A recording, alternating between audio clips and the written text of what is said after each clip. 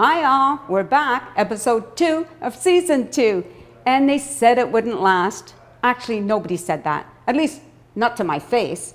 Oh, I wonder if anybody said that behind my back. No, that's just me being paranoid.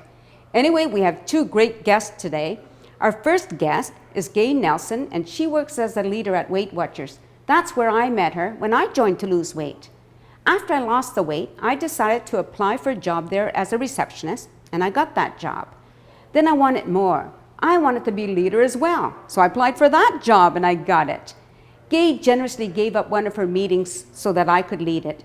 And occasionally I got to fill in for her when she couldn't make her meeting. Now this is where I got to have a little fun, because I would greet the members and say, "Hi, I'm not gay."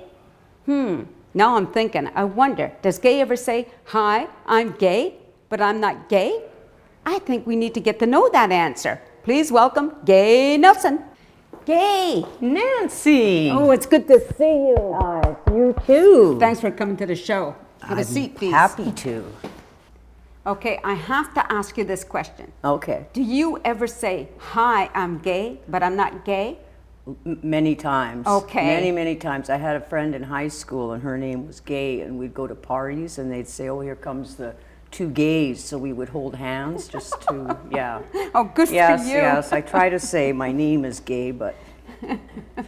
Now, obviously you work at Weight Watchers. Mm-hmm. How long have you been there? 16 years now.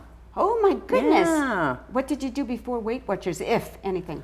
Well, I was a care aide, and then once I had kids, I ran a daycare from my home, after school kids and before school. They were usually the rejects from other daycares. What's this? It was a tough bunch, but they were good kids, so it was really interesting. So how long did you do the daycare for? A couple of years. So what made you decide to join Weight Watchers? My sister. Yeah? She had joined and she really pushed me, and she said she would pay for it, and so I thought, okay, I'll try it. And I thought it was a fuddy-duddy thing for old people, and what's this stuff eating sensibly about? So I went there and I couldn't believe what I could eat. I said, this isn't going to work. I'm eating way too much.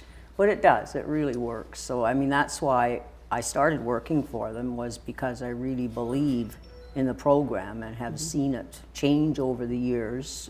You know, they're always, constantly changing it for the better. So it's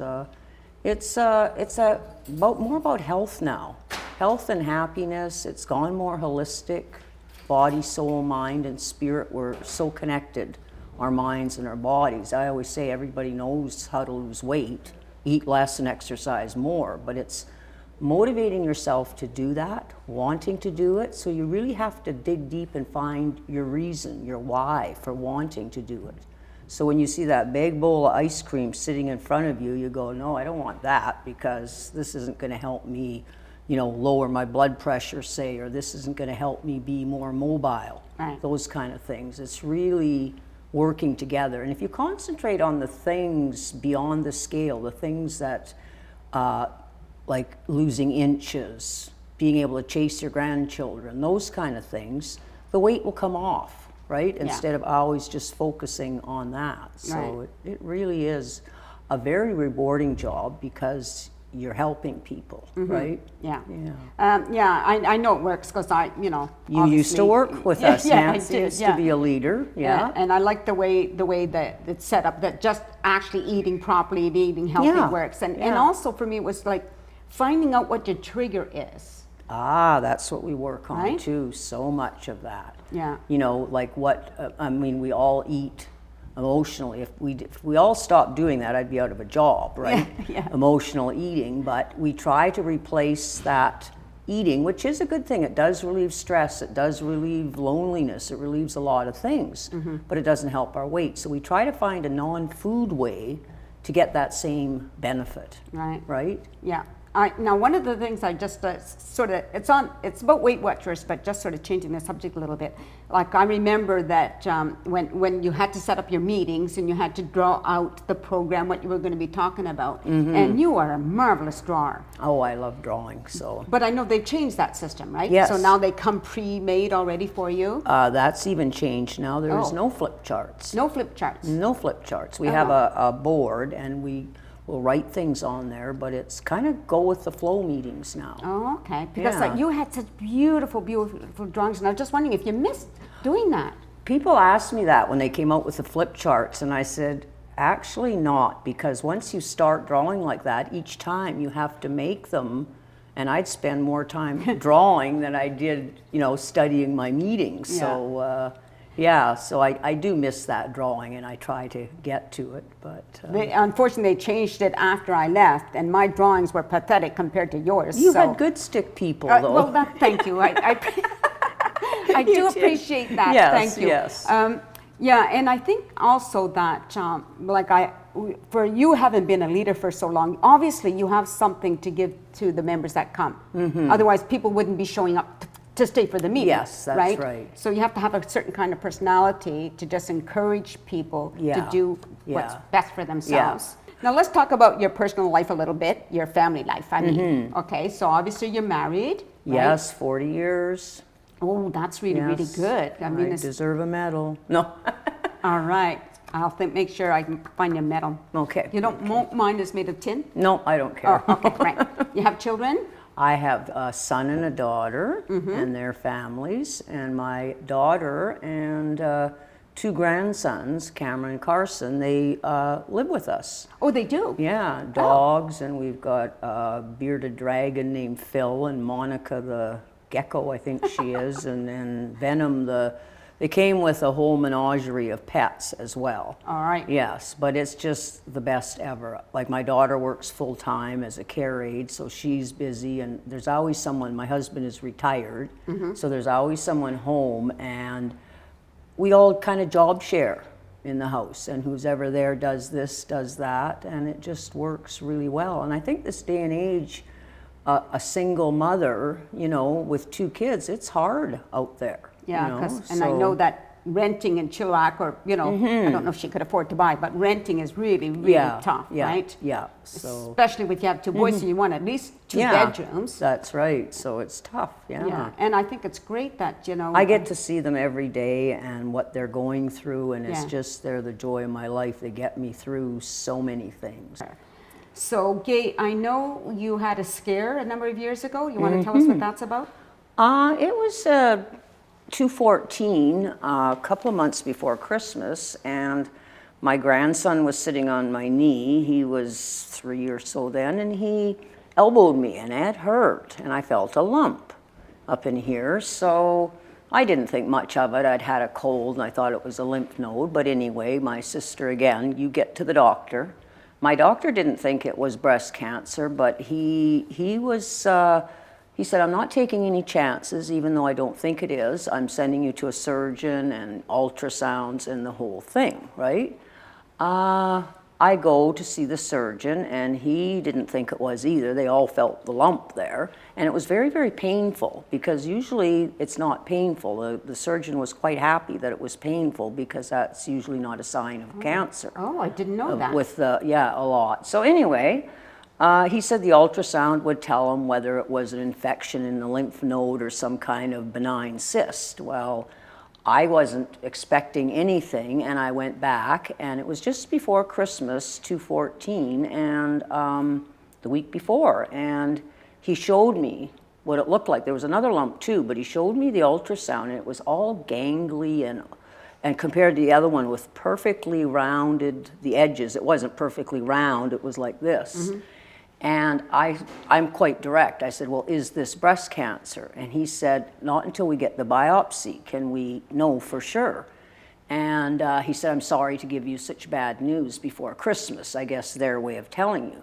But me being the optimist, it's like, well, I've never considered it, because I always think, don't ever worry about something until it actually happens. You waste all that time worrying and the stress, and then when something does happen, you don't handle it very well.